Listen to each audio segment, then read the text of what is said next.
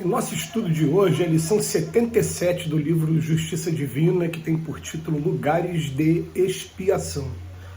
Múltiplas são as conceituações dos infernos exteriores.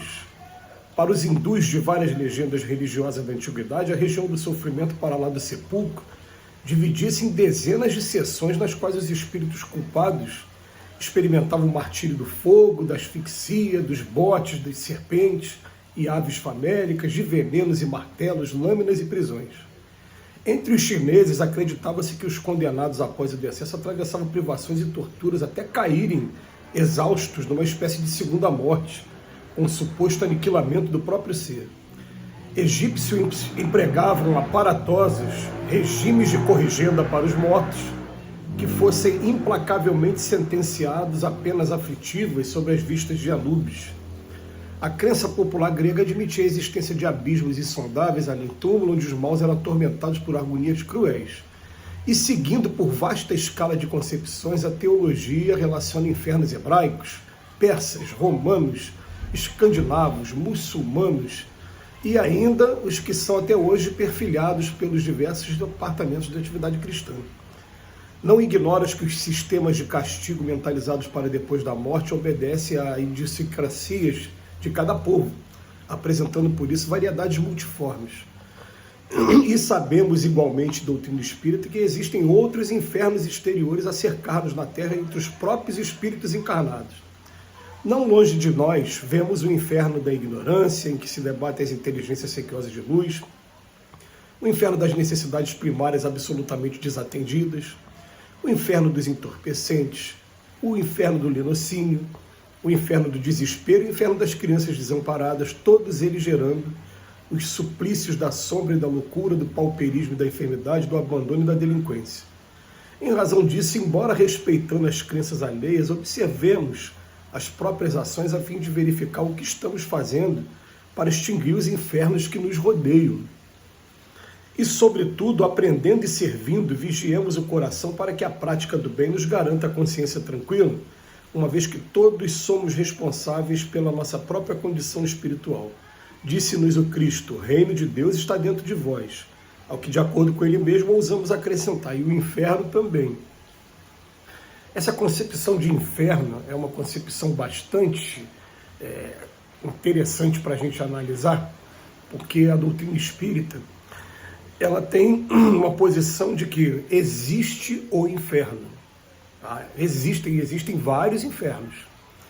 A doutrina espírita vai, assim, de maneira mais notadamente, vai falar de dois infernos que estão abaixo da terra, que um se chama Trevas, está descrito nos livros Libertação e livro Ação e Reação de André Luiz, escrito através do Chico.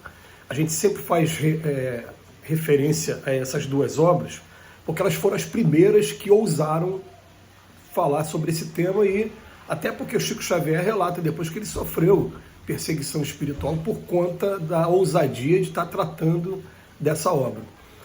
Tem um outro inferno também que fala que é o Vale dos Suicidas, foi descrito também lá no livro Memórias de um Suicida, e analisando até o próprio umbral, que o André Luiz também trouxe para a gente através do livro Nosso Lar.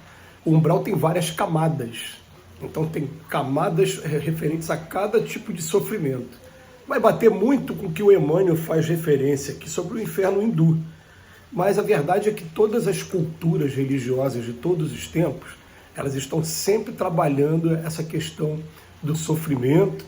E recentemente eu tive a alegria de conversar com um grande amigo, que eu tenho um respeito muito grande por ele. Ele é um pastor da Igreja Nazarena, e quando a gente para conversar e tem respeito, tem carinho, tem interesse até em aprender, interesse em estudar, a coisa começa a ficar bastante interessante.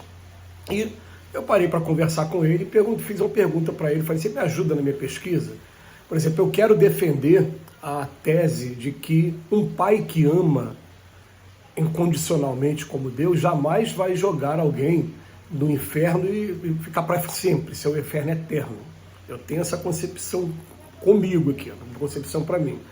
Então eu queria que você desse uma de advogado do lado contrário, igual a gente faz quando está no tribunal, e você me provasse que eu estou errado.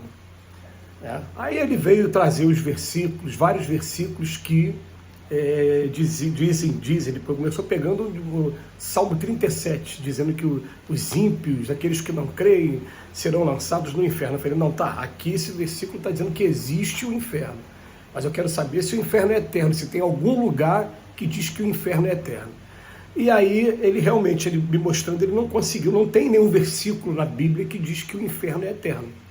Só diz que serão lançados ali os culpados, aquilo que a gente já sabe, né, que está até descrito na lição aqui de hoje. O que mais se aproximou foi quando ele citou aquela passagem que tem do rico e do Lázaro, quando ele diz que lá a advertência de que existe um abismo muito grande entre o rico e o Lázaro, quando o rico queria ir lá para o lado de Abraão, ficar sentado do lado de Abraão, ao lado de Lázaro também.